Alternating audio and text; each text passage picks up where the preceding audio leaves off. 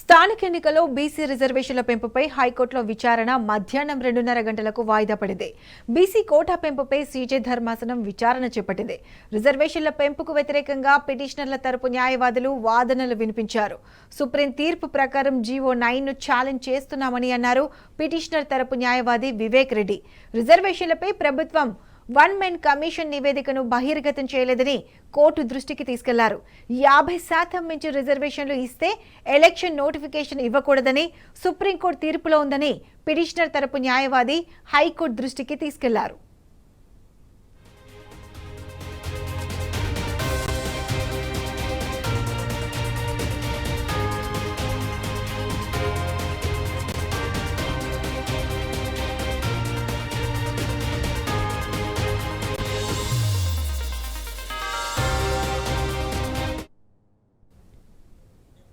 BC కోటాపై వాదనల సందర్భంగా ప్రభుత్వం తీసుకొచ్చిన రిజర్వేషన్ బిల్ అసెంబ్లీలో పాస్ అయిందా? బిల్లు ఎప్పుడు పాస్ చేశారని ప్రభుత్వం తరపు న్యాయవాదిని సీజేఐ ధర్మాసనం ప్రశ్నించింది. ఆగస్టు 31న అసెంబ్లీలో బిల్ పాస్ చేశామని అడ్వకేట్ జనరల్ చెప్పారు.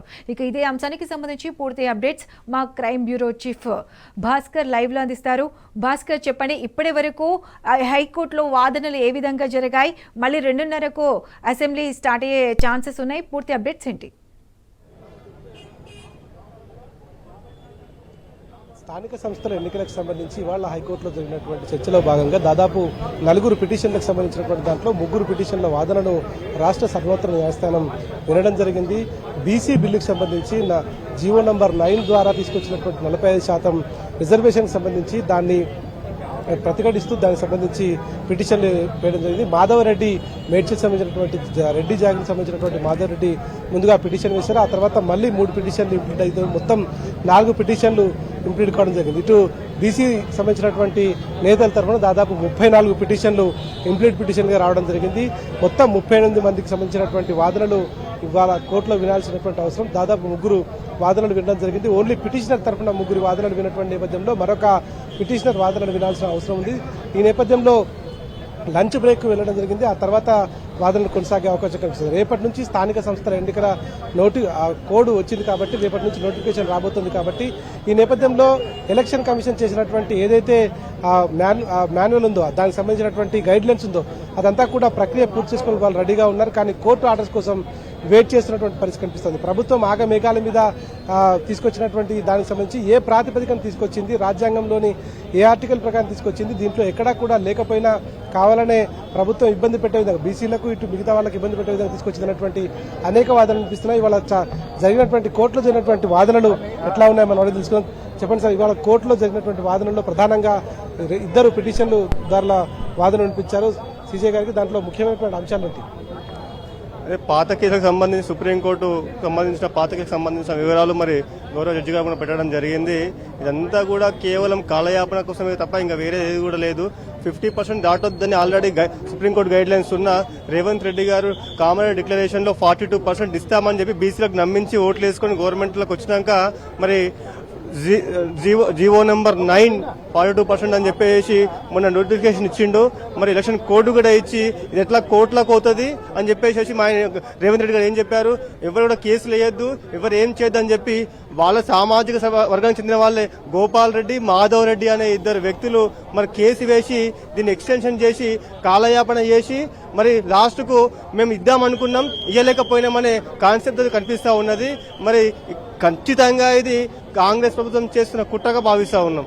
చెప్పండి, ఇవాళ వాదనలో ప్రధానంగా గతంలో జరిగినటువంటి కొన్ని ఏవైతే జడ్జిమెంట్స్ ఉన్నాయో వాటిని కూడా ఉదహరించారు. దీంట్లో ప్రధానంగా ఇవాళ కోర్టు ద్వారా 2 పిటిషనర్లకు సంబంధించినటువంటి వాదనలు వినిపించారు. ఇంకా ఏమేం వాదనలు కొనసాగే అవకాశం కనిపిస్తుంది? ఇటు బీసీ సంఘాల తరఫున చాలా మంది ఇంప్లీడ్ కూడా అయ్యారు కదా. దీంట్లో చెప్పాలంటే జీవో 9 అనేది నిజంగా చెప్పాలంటే పచ్చిగా చెప్పాలంటే రాజ్యాంగ విరుద్ధం. నీకు 42% 50% కంటే ఎక్కువ రిజర్వేషన్ అనే ఒక చట్టం లేనప్పుడు నువ్వు జీవో రిలీజ్ చేయడం అనేది తప్పు. ఇప్పుడు మన పిటిషనర్ కూడా చేసే ఆర్గ్యుమెంట్స్ ఏంటంటే ఏదైనా బీసీ రిజర్వేషన్ ఇవ్వాలంటే 3 టెస్ట్ పాస్ కావాలి, ఆ ట్రిపుల్ టెస్ట్లో వీళ్ళు ప్రభుత్వం తరపు నుంచి ఇచ్చే వాదన లేదంటే మేము జనాభా లెక్కలు తీసినామంటున్నారు. ఆ జనాభా లెక్కలు తీసిరు, బీసీ జనాభా ఇంత అన్నారు. కానీ అక్కడ బీసీలలో ఎంత శాతం మంది ఎనగబడ్డారు అనే లెక్కలు మన దగ్గర లేవు, ఆ లెక్కలు లేవు. నెక్స్ట్ ఇంకోటి కమిషన్ ఇస్తామంటున్నారు. మరి ఆ కమిషన్ రిపోర్ట్ ఏందో ఇప్పటి వరకు ప్రభుత్వం బహిర్గతం చేయలేదు. ఆ కమిషన్ లో ఎక్కడ కూడా బీసీలు ఇంత శాతం మంది ఎనగబడ్డారు, ఈ 42% మందికి రిజర్వేషన్ ఇవ్వాలని ఆ కమిషన్ కూడా ఎక్కడ చెప్పలేదు. ఇంకో టెస్ట్ ఏంటంటే అసలు టెస్ట్ భారత రాజ్యాంగంలో ఇప్పుడున్నటువంటి చట్టాల ప్రకారం 50% కంటే ఎక్కువ రిజర్వేషన్ ఇవ్వడానికి వీల్లేదని సుప్రీంకోర్టు బెంచ్ చెప్పింది. అంటే గతంలో మహారాష్ట్ర కావచ్చు, మధ్యప్రదేశ్ కావచ్చు, ఇలాంటి కేసులే ఇలాంటి రిజర్వేషన్ ఇచ్చే ప్రయత్నం చేసినప్పుడు వాళ్ళు స్పష్టంగా చెప్పారు, అంటే 50% రిజర్వేషన్ కంటే ఎక్కువ ఇవ్వడానికి వీల్లేదు. మీరు ఏదైనా రిజర్వేషన్ ఇవ్వాలనుకుంటే 50% లోపే ఇవ్వాలని చెప్పింది. కానీ ఈరోజు ఒకవేళ ఈడబ్ల్యూఎస్ రిజర్వేషన్ గురించి చెప్తుంటున్నారు. ఈడబ్ల్యూఎస్ రిజర్వేషన్ అంటే భారత రాజ్యాంగంలో 103వ రాజ్యాంగ సవరణ చేసిన తర్వాత వాళ్ళు ఆర్టికల్ 15(6), ఆర్టికల్ 16(6) 2 ఆర్టికల్లు భారతదేశ రాజ్యాంగంలో చేర్చి విద్యలో ప్లస్ ఉద్యోగాల్లో వెనుకబడ్డటువంటి వర్గాలకు రిజర్వేషన్ ఇవ్వాలని ఈరోజు వాళ్ళు ఒక చట్టం ద్వారా, పార్లమెంటరీ చట్టం ద్వారా ఈడబ్ల్యూఎస్ రిజర్వేషన్ ఇవ్వడం జరిగింది. ఈరోజు బీసీలకు కూడా మీరు ఇచ్చే అవకాశం ఉంది. పార్లమెంటులో చట్టం చేసిన తర్వాతనే, పార్లమెంట్లో చట్టం రూపుదాల్చిన తర్వాతనే మీరు 50% కంటే ఎక్కువ రిజర్వేషన్ ఇచ్చే అవకాశం ఉంది. ఈరోజు మీరు ఒకవేళ కోర్టులను మేనేజ్ చేసి ఈరోజు రేపని బీసీలకు జీవో 9 ద్వారా మీరు స్థానిక సంస్థలలో రిజర్వేషన్ ప్లస్ ఎలక్షన్ కంటెస్ట్ చేసినా రేపు గెలిచిన తర్వాత కూడా వాళ్ళు డిస్క్వాలిఫై అవకాశం ఉంటుంది. కాబట్టి కాంగ్రెస్ ప్రభుత్వం ఈరోజు బీసీలకు నయవంచన లేకపోతే మభ్యపెట్టే పనులు చేస్తుంది. ఈరోజు నిజం చెప్పాలంటే స్థానిక సంస్థలలో ఆల్రెడీ 42% రిజర్వేషన్ ఉన్నది.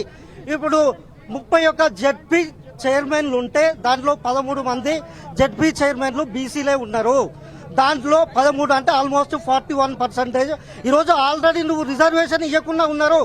ఒకవేళ నువ్వు రిజర్వేషన్ ఇచ్చేది ఏమైనా ఉందంటే ఉద్యోగాలలో ఇయ్యి, లేకపోతే అసెంబ్లీ ఎమ్మెల్యే టికెట్లలో ఆర్టికల్ 330 ప్రకారం ఎస్సీ ఎస్టీలకు ఇచ్చినట్టు నువ్వు కొత్త ఆర్టికల్ ఏమైనా చేర్చి బీసీలకు అసెంబ్లీలో, విధానసభలో, పార్లమెంట్లో, లోక్సభలో, ఎంపీలలో రిజర్వేషన్ ఇవ్వండి. ఇక్కడ ఉన్న దగ్గర ఇస్తామని ఈ నాటకాలు ఎందుకు, ఈ డ్రామాలు ఎందుకు? రోజుకొక డ్రామా ఈ రాష్ట్రంలో. బీసీ రిజర్వేషన్ అది కాదు పోదు, ఆల్రెడీ ఉన్నదాన్ని ఇస్తానంటున్నారు. మరి ఉద్యోగాలలో ఎవరు ఆపట్లేదు కదా, ఏ కోర్టు ఆపదు కదా. నేను ఉద్యోగాలలో, విద్యా సంస్థలు, ఈడబ్ల్యూఎస్ లో ఈరోజు ఎస్సీ ఉమెన్ కు ఒక సీటు వస్తే ఈరోజు ఈడబ్ల్యూఎస్ రాకుంటే ఈడబ్ల్యూఎస్ ఉమెన్ కు సీట్లు వచ్చే పరిస్థితులు కనబడుతున్నాయి. సో ఈరోజు రేవంత్ ప్రభుత్వం అనేది ఒక డ్రామా తప్ప దీంట్లో ఏమీ లేదు.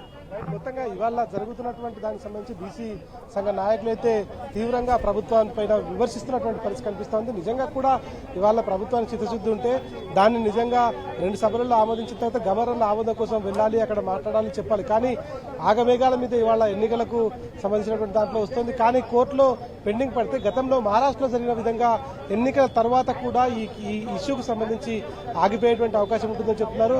పెద్ద ఎత్తున బీసీ సంఘ నాయకులతో పాటు అనేక మంది ఇవాళ వచ్చారు. పిటిషన్ దారులకు సంబంధించి 3 పిటిషన్ల వాదనలు పూర్తయ్యాయి. ఆ తర్వాత మరొక పిటిషన్ వాదనలు పూర్తయిన తర్వాత ఇటు ప్రభుత్వం తరఫున దీనికి సంబంధించి వాళ్ళు సమాధానం చెప్తారు. ఆ తర్వాత ఇంప్లీడ్ అయినటువంటి వారు కూడా ఉన్నారు కాబట్టి వాళ్ళ సమాధానం, వాళ్ళు కూడా ఎట్లాంటి ఆర్గ్యుమెంట్ చేస్తారో చూడాలి. దాదాపు 34 మంది బీసీ సంఘాలకు సంబంధించినటువంటి నాయకులు కావచ్చు, కొన్ని రాజకీయ పార్టీలు కావచ్చు, కొంతమంది బీసీ సంఘ నాయకులు ఆర్ కృష్ణయ్యతో పాటు మరికొంతమంది వాళ్ళంతా కూడా ఇన్వాల్వ్ అయ్యారు. వాళ్ళు వ్యక్తిగతంగా కూడా వేశారు, బీసీ సంఘాల తరఫున కూడా వేశారు.